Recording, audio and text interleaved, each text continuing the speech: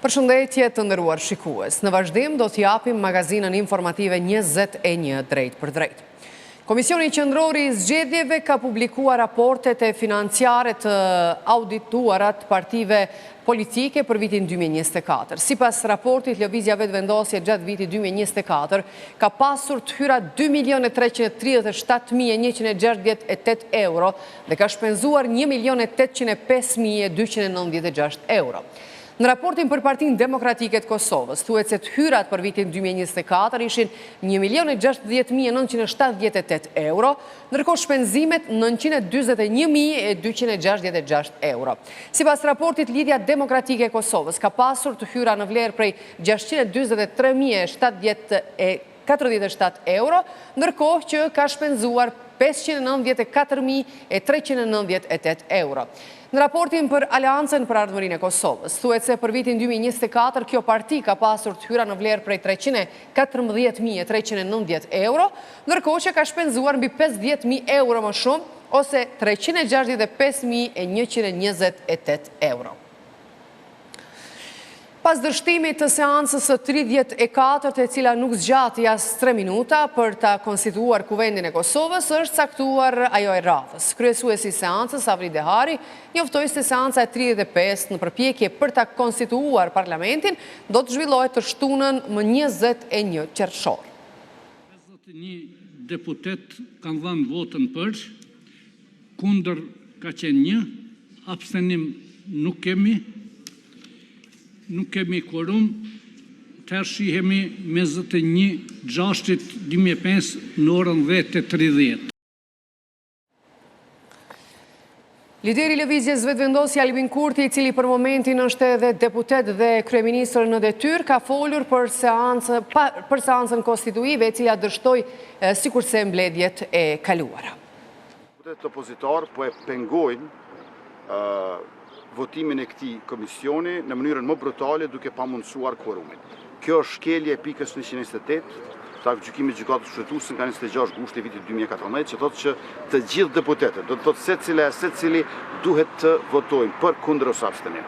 Pra ne po shkojmë që të votojnë. Ata që s'po votojnë, është mirë të pyesni pse po vijnë. Unë e di pse po shkojnë dhe s'kam munguar asnjëherë. Pra, asnjëherë në këta 48 orësha unë nuk kam munguar si kryeministër në detyrë dhe si deputet që ka dhënë betimin. Por duhet të pyesni ata që po e pamundsojnë quorumin, kur po vinë, pse po vinë. Se unë s'po e di pse po vinë. Me këtë rast, më lejoni që të theksoj se Kosova ka qeverin në detyrë, ka kryeministër në detyrë. Ajo çfarë i mungon Kosovës është kuvendi. Dhe kuvendi është shtëpia e përfaqësuesve të popullit, kuvendi është shtëpia e deputetëve, deputetët nuk e kanë shtëpinë e tyre.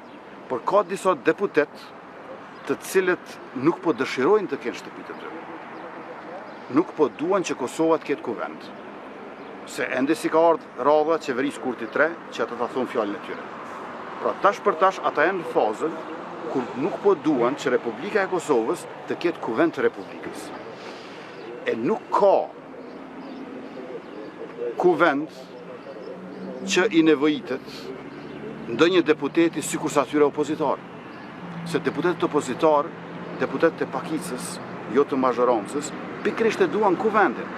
Kuvendi është mënyra edhe mjeti i tyre edhe më i vlefshëm se sa për mazhorancën.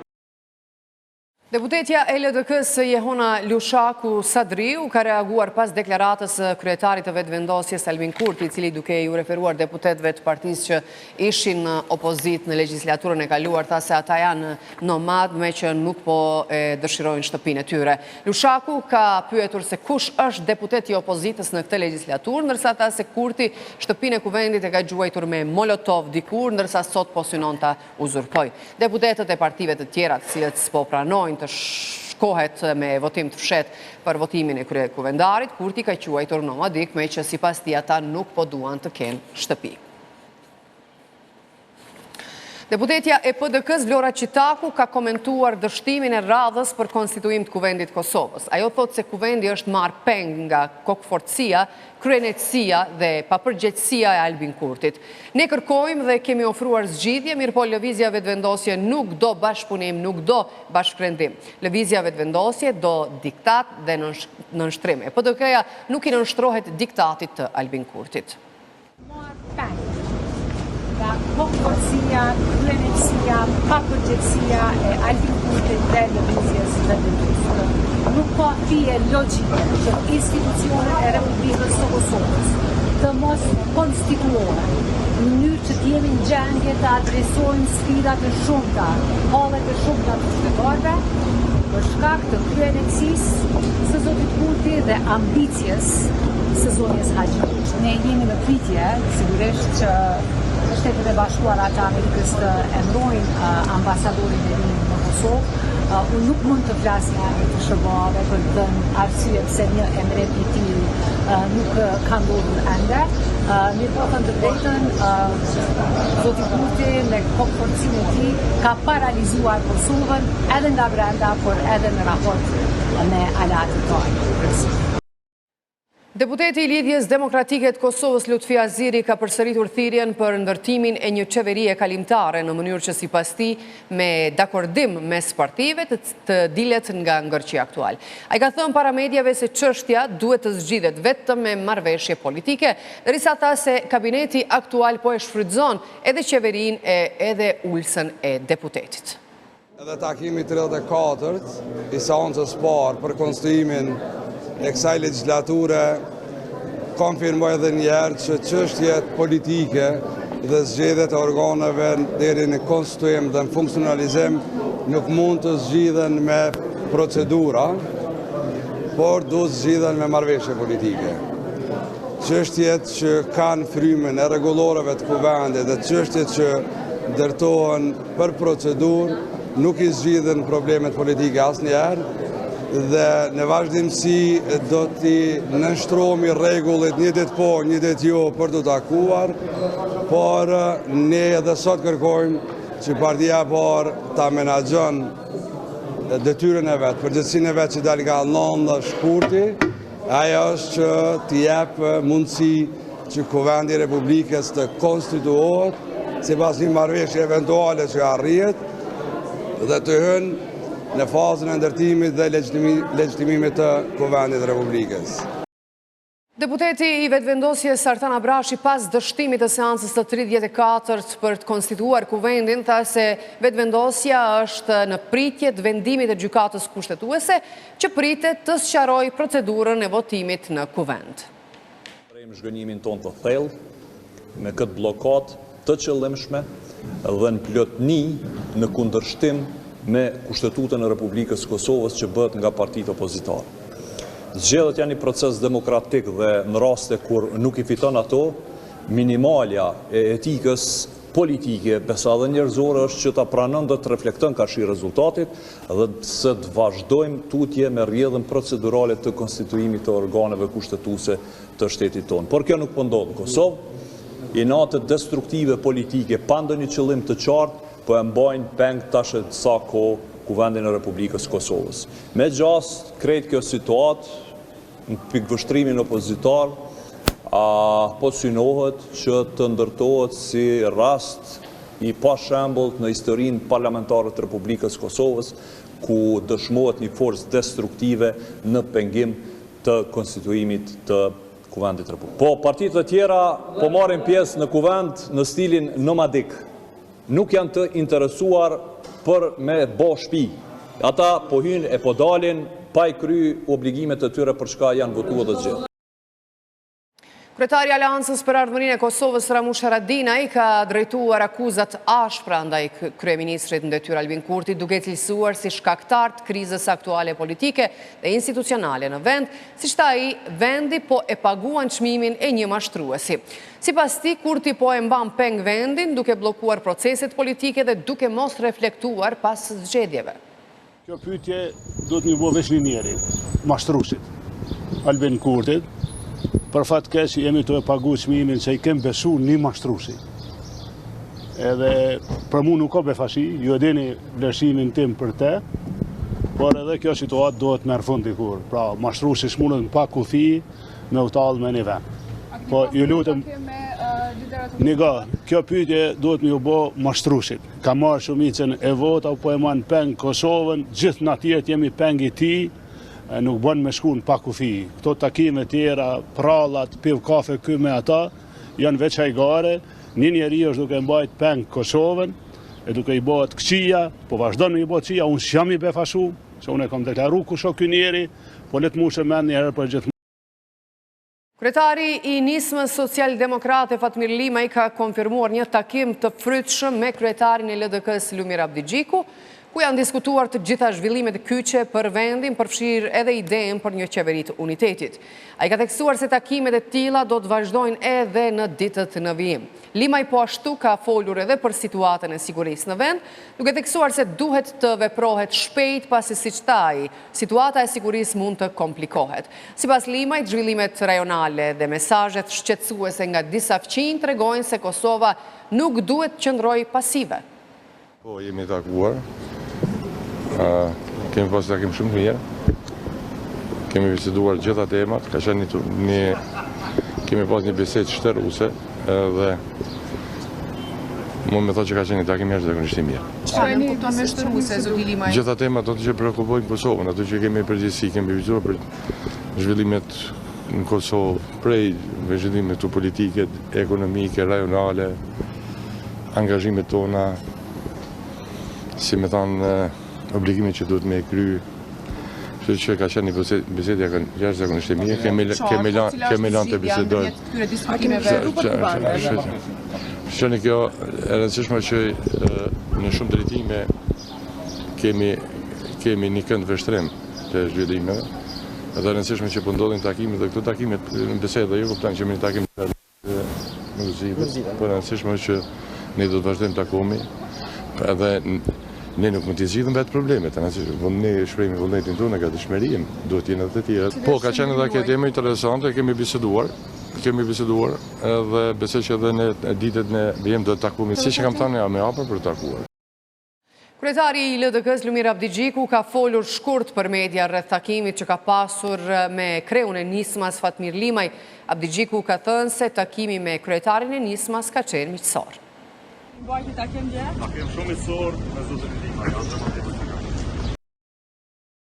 Kriza politike që po ndodh në nivel qendror nuk duhet lënë pas dore dhe zgjidhja duhet të gjendet menjëherë. Kështu deklaroi deputeti i LDK-s Alban Zogaj para fillimit të seancës për konstituimin e Kuvendit Kosovës. Sipas tij, ngërçi politik i vendit është shkaktuar nga mungesa e gatishmërisë për kompromis të lëvizjes vetëvendosje. Sa i përket zgjedhjeve lokale, është e vërtet ne fokusin tash e kemi tek zgjedhjet lokale. Është shpallë data e zgjedhjeve, 12 tetori do të vijë shpejt, jemi në përgatitje dhe jemi duke i propozu kandidatët për kryetarët komunave, po edhe kandidatët për asamble. Dhe normalisht që kjo sag që po e shohim çdo ditë, ky cirkuz, bie në hije kur ne tash fokusin e zhvendosim ka zgjedhjet lokale, por në asnjë moment nuk duhet me lënë anash këtë cirk që po ndodh aktualisht. Dhe këtë cirk është krejtësisht si rezultat i partisë të madhe dhe kryenësisë saj për mos dalë nga kjo krizë politike. Krizë politike jemi në krizë të thellë, kjo është brenga jonë kryesore. S'ka përpjekje për dalë nga kjo krizë. Ja, ne tash shkojmë aty brenda, e dim rezultatin, sepse nuk ka pas asnjë përpjekje për dalë nga kjo situatë. Blokada në Kuvendin e Kosovës e krijuar që nga 15 prilli do të afus Kosovën në problemet mëdha të cilat do të rëndojnë jetën e qytetarëve. Kështu vlerëson hulumtuesi i lartë në Institutin e Kosovës për drejtësi Naim Jakaj. Sipas tij, pasojat për Kosovën janë si në rrafshin e brendshëm, ashtu edhe në atë ndërkombëtar, ndër cilat edhe humbja e vlerës së mjeteve të planit të rritjes së BE-s për Kosovën para financimit për të cilin ende nuk ka ndodhur si shkak i mos konstituimit Kuvendit. Me Jakajn bisedoi gazetaria Valmire Hoti. Atëherë, zotëri Jaka, i tash 2 muaj, Kosova pothuajse është në blokadë, nuk po arrin të konstituohet Kuvendi i Kosovës.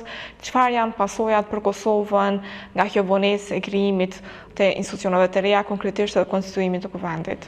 Atëherë, përveç mos pasjes së një qeverie e cila kishte me kry detyrat kushtetuese me ligjore dhe sipas rregullores së punës së qeverisë, tani më Kosova do të futet edhe në probleme të mëdha, të cilat do ta rëndojnë jetën e përditshme të një qytetarit të Republikës së Kosovës, për të cilën partitë politike garojnë në zgjedhje që një jetë të tillë t'ua lehtësojnë, po jo t'ua rëndojnë me mos konstituim të kuvendit edhe mos formim të qeverisë së Kosovës, sepse aktualisht ne kemi një qeverinë e detyrë që ka mangësi dhe është e pafuqishme sipas ligjit për qeverinë, që të kryejë disa detyra të cilat i kryen sipas mandatit kushtetues dhe kur ka mandat që ja jep kuvendi.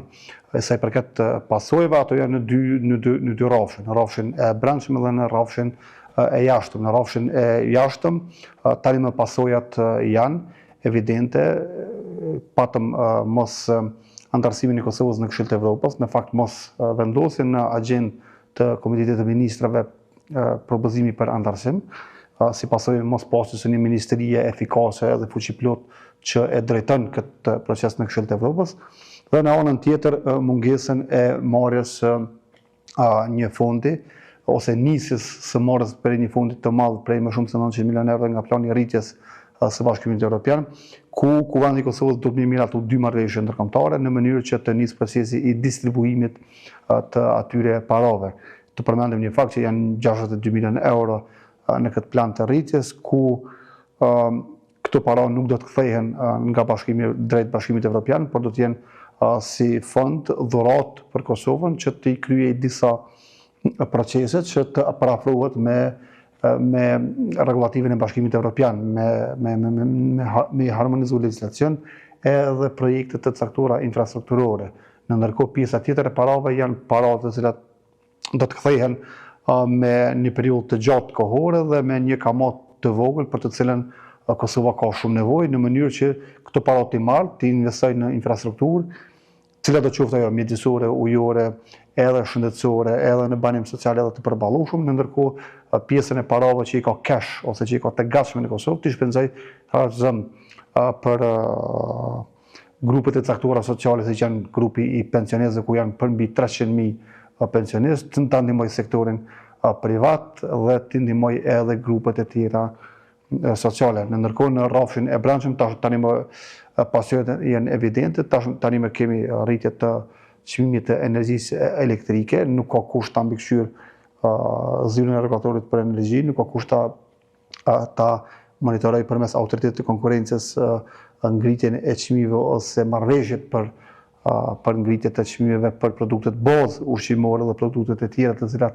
në mënyrë zinxhirore ndikojnë në produktet bazë, për të thënë nafta dhe produktet e tjera, siç është gruri, mielli, edhe këto që vijnë nga pakoja bazë që do të me jetu një qytetar në mënyrë të dinjitetshme. Pra, pasojat do të jenë këto. Në anën tjetër, nga rrafshi diplomatik, mos harrojmë me përmend që Kosova do të ketë pasojat edhe vazhdo me i pas pasojat nga mos një bashkëpunim i mirë me SBA-t, me Bashkimin Evropian. Tani më kemi 2 muaj, e thatë edhe vetë, janë 2 muaj që kaluam nga procesi i zgjedhjeve edhe prej 15 prillit seanca e parë dhe nuk ka një shtet në Bashkimin Evropian, nuk janë Shtetet e Bashkuara të Amerikës, të cilat e kanë uru edhe partinë e parë edhe Kosovën me rastin e përfundimit edhe certifikimit të rezultateve të zgjedhjeve. Dhe kjo është një gjë e shëmtuar që po i ndodh Kosovës, që 25 vite pas përfundimit të luftës, të mos e uroj askush për përfundim të një procesi zgjedhor. Kjo është fatale për Republikën e Kosovës, ku po vërehet se nuk na shohin shtetet mike të mëparshme dhe Bashkimi Evropian dhe shtetet përreth fqinjet që i kemi përjashtimisht Serbisë, nuk na shohin si shtet, edhe si qeveri, edhe si kuvend që bashkëpunojmë, por si qeveri që më shumë bojmë probleme se sa zgjidhim çështje për të cilat në fund të fundit i kontribuojnë qytetarit në jetën e përditshme këtu dhe për më tepër i kontribuojnë edhe stabilitetit rajonal në rajon edhe më gjerë. Ku jemi tek plani i rritjes, a rrezikon Kosova të humb këto mjete nëse vazhdon kjo blokadë edhe më tej?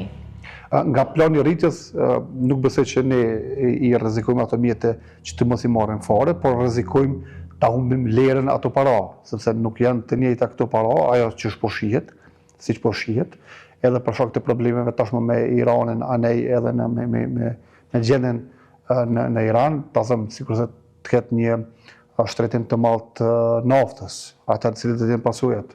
100 milion euro që mund t'i marrim sot nuk mund të jenë të njëjta pas një muaji. Dhe kjo është vërtetu, nuk është diçka që ne po e themi tani, hipotetike që mund të ndodhë. Këto gjëra kanë ndodhur 4 vitet e fundit. Një qeveri që i ka pasur 14 miliard euro për 4 vite, nuk ka arritur të bëjë një investim të madh dhe t'i shpenzoj këto para në mënyrë që ato para t'i kthejnë në të mira publike. Përderisa ka pasur para të cilat nuk janë shpenzuar dhe i ka humbur vlera për shkak të rritjes së inflacionit.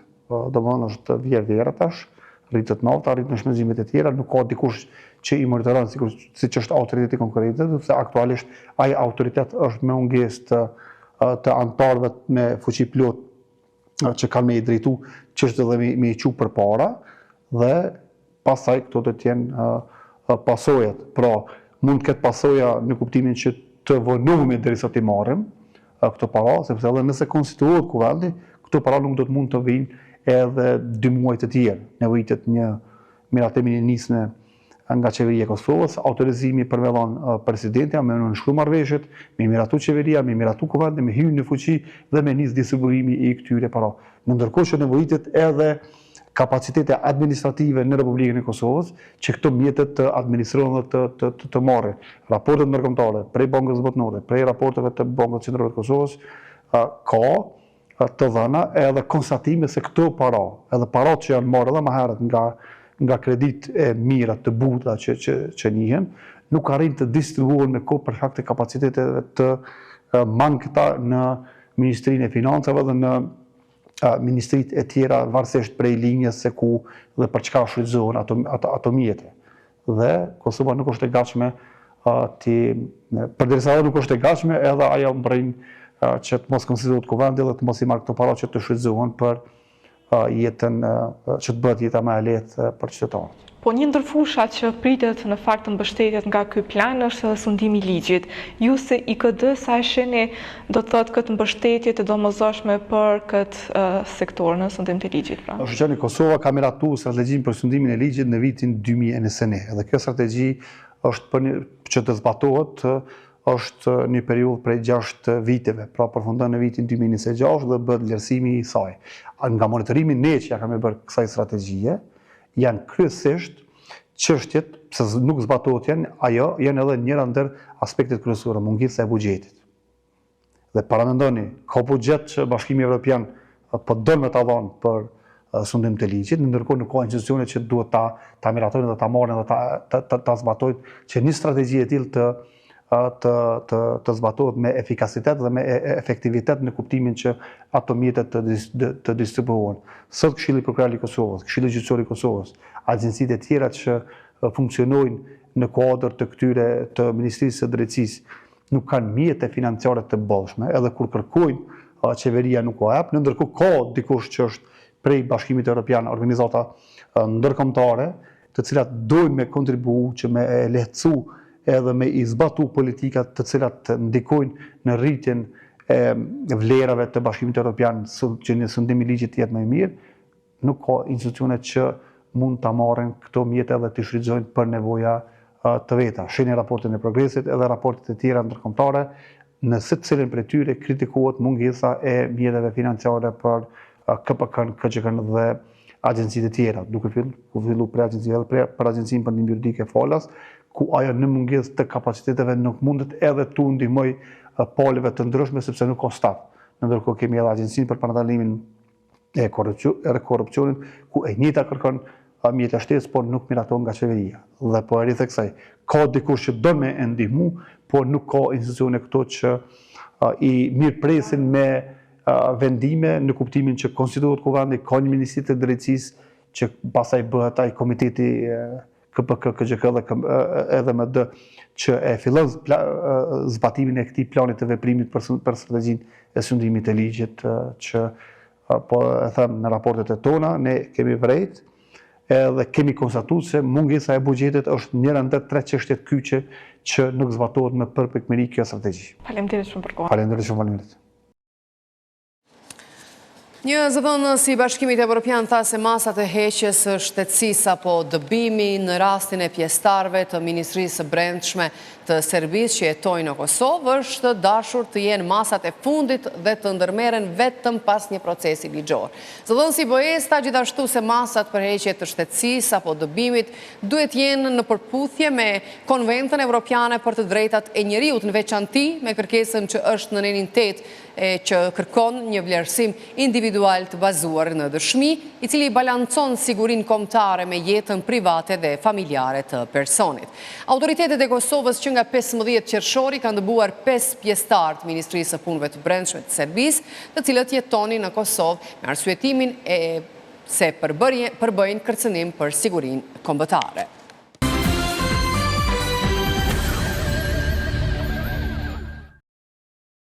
Ministrja në detyre drejtësisë Albolena Haxhiu deklaroi se qeveria ka ndërmarrë hapa konkret për të adresuar krimet e luftës, përfshirë themelimin e Institutit për krimet e luftës dhe fuqizimin e prokurorisë speciale, teksa u shënua dita e të mbjetuarve të dhunës seksuale gjatë luftës.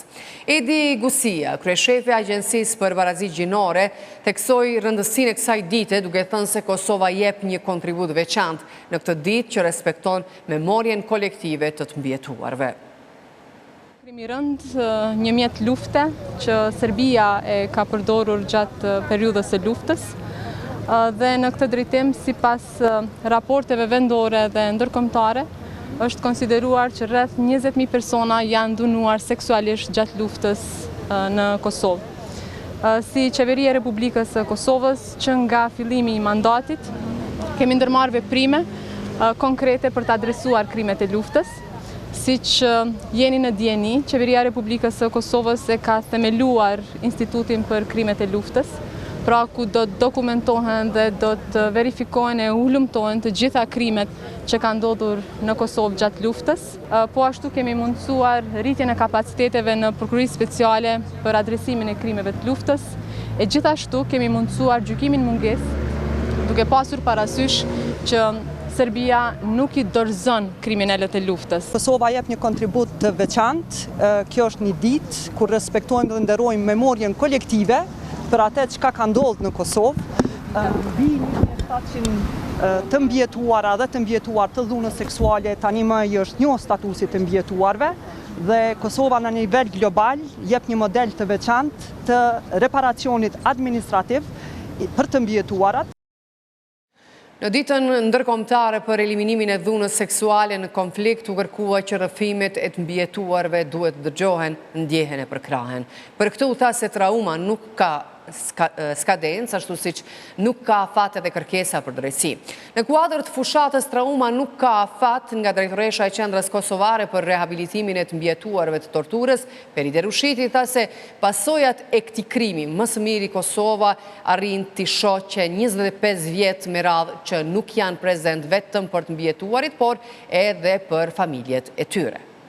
Ky moment edhe kjo datë për neve si organizat është një thirrje publike për të mobilizuar shoqërinë, por edhe institucionet, edhe jem shumë falënderuese që e kemi edhe ambasadorin këtu, e cila është ambasadë që ndër vite e ka përcjell punën dhe veprimtarinë e organizatës për të thirrë për një thirrje të veçantë. Për të treguar se trauma nuk ka afat, sepse ajo nuk një orar të caktuar institucional. Nuk ndalet me kalimin e kohës, nuk shërohet në heshtje. Vetëm përmes dëgjimit, njohjes, rehabilitimit dhe drejtësisë, ne mund të fillojmë shërimin e vërtet.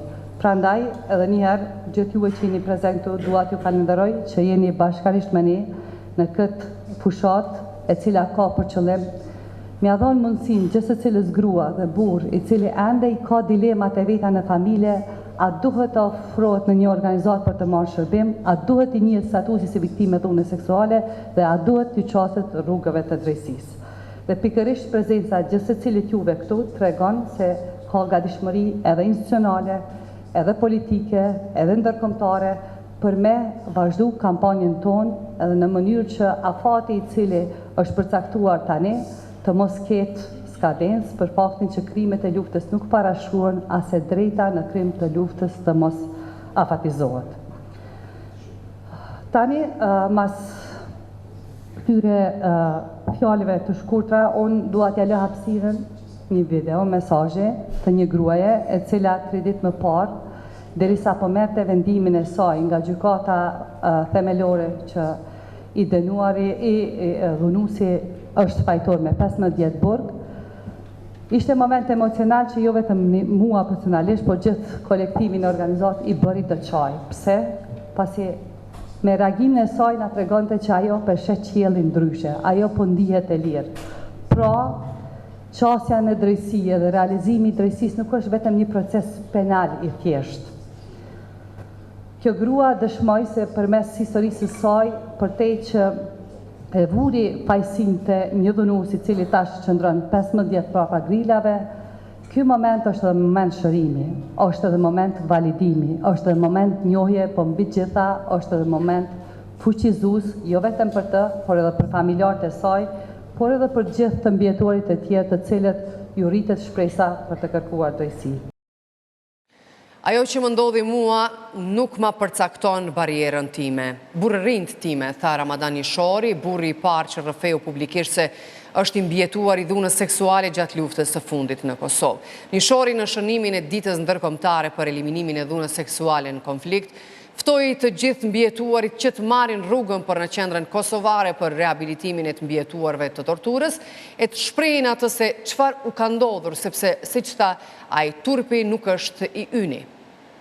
Çdo njeri në rrugë kur ata kërkojnë, ose kalimtarë që ishin të bisedu, më dëke si po biseduin për rasin që në kështu.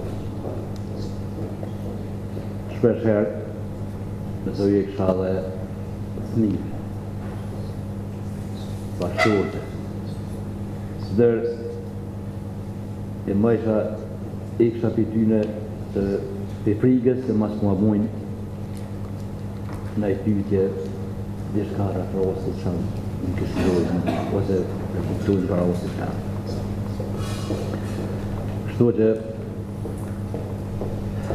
e pa ndërëj shumë edhe se sonë këtu prezent mëllën të Vasilje Krasniqin,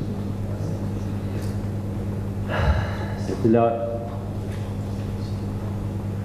për herë të parë kam bisedu me ta, për osën që më ka ndodhë. Dhe prej bisedës që kam bisedu me ta, e kam pyet për organizatën. Se kisha shumë hezitim për me shku në organizatë në Lemro. Po, me si bisedu me ta, shkova dhe u Lemrova në organizatë. Po, shumë e vështirë për mu, mas pari hyrje në organizatë. Po, kur kam hi, a ditë e kujtojës kurse. Më ka duk, që më ka zonë aja dhe mëra në kujtojë.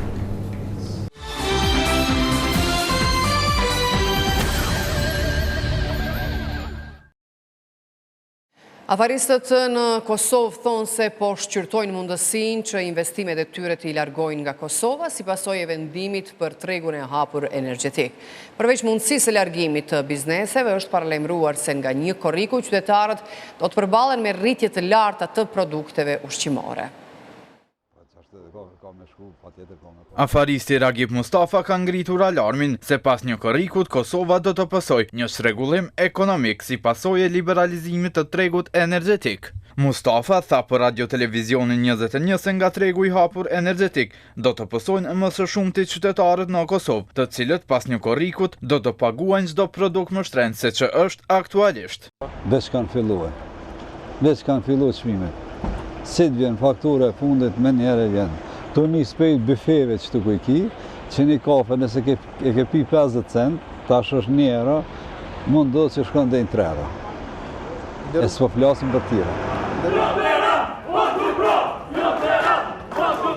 Në kundërshtim të vendimit të zyrës e regulatorit, odat ekonomike në Kosovë organizuan 2 protesta, por nuk pati reagim nga qeveria në detyrë, përveç akuzave ndaj odave. Kryeministri në detyrë Kurti kërcënoi biznesës se barikadat nuk do të lejohen. Kryetari i Aleancës së Bizneseve Agim Shahini thot se pavarësisht deklaratave qeveritare, protestat nuk do të ndalen. Pas një korrikut i pret që t'ju jetë faturat me çmimet e reja, dhe këto do t'janë trefishi i fakturat e vjetra. Pasojat e këtyre vendimeve tashmë janë duke u parë, se pas informacion që posedojmë vesh pothuajse gati 3 kompani janë mbyll ose kanë redukuar punëtorët e vetë për shkak të energjisë elektrike dhe neve kjo është lajm i keq dhe na shqetëson shumë dhe për këtë arsye ne edhe kena protestuar, edhe do të protestojmë në të ardhmen. Liberalizimi i tregut energjetik është kërkesë e Bashkimit Evropian, ndërkohë vendet e Ballkanit Perëndimor ka kohë që kanë bërë një tranzicion të tillë energjetik. Afaristi Ragip Mustafa, kompania e të cilit ka investime në Shqipëri, foli për përvojën e tij atje, duke thënë se ai së bashku me afaristë të tjerë janë duke menduar seriozisht të largojnë investimet e tyre nga Kosova. Po, atje është minimum që nja 3 vite ose 4 vite, atje nuk ka, atje është i hapun tregu, janë disa kompani, janë për shembull minimum 5, edhe shkon ulesh, bën marrëveshje me ta, cili ta jap më lirë, ai e blen. Po jo të shkojë ndryshimi i madh, sikur që për shofun e këtë. Monopol, për momentin unë më me çujt monopol, se shet sa dush. Po unë normal atje kam investuar, do të investoj prap, po simbas biseda me kolegë me shumë ndryshëm, na veç kemi filluar investime me tërhiqje jashtë. Njohësi i çështjeve të ekonomisë Safet Gorxhaliu tha se liberalizimi i tregut energjetik po ndodh në një kohë kur sektori privat ka nevojë më së shumti për ndihmën e shtetit. Dhe diplomacia ekonomike vendeve të rajonit të shumë agresive, duke vizituar bizneset kosovare, duke ofruar pako për tërheqje të prodhimit, dhe kjo do të jetë më e keqja që mund t'i ndodhë Kosovës së pas luftës. Dhe kur krejsaj shohet fakti që vendimet të tilla negative, qoftë për ngritje të çmimit të energjisë elektrike, qoftë për refuzim të kësaj ngritje, mungojnë institucion kredibile, siç është Parlamenti i Republikës së Kosovës, i jep një ngjyrë shumë negative situatës së krijuar. Përveç vendimit për liberalizimin e tregut energjetik, pasojat e secilit pritet të shihen pas një korrikut. Bizneset në Kosovë vazhdojnë të ballafaqohen edhe me mungesë të fuqisë punëtore, veçanërisht pas liberalizimit të vizave. Korporata energjetike e Kosovës ka njoftuar opinionin me theks të veçantë konsumatorët komercial se është duke u angazhuar maksimalisht në përmbushjen e obligimeve ligjore dhe vendimeve të zyrës së regulatorit për energji për të njoftuar dhe lehtësuar konsumatorët në lidhje me lidhjen e kontratave të furnizimit, qoftë si furnizues i mundësisë së fundit apo për kontrata komerciale. Sipas të dhënave të pranuara nga Kost, aktualisht janë 672 konsumatorë komercial, megjithëse 5154 pika mathe, të cilët nuk kanë gjetur furnizues të ri pas ndërprerjes së kontratës me Keskon. Deri më tani Keku konfirmon se janë dërguar mbi 520 kontrata për nënshkrim. Ndërsa në total, deri më tani janë nënshkruar mbi 360 kontrata me konsumator, në disa raste një numër unik ka më shumë se një kontratë. Të nderuar shikues, ju falenderojmë për vëmendje dhe mirupafshim.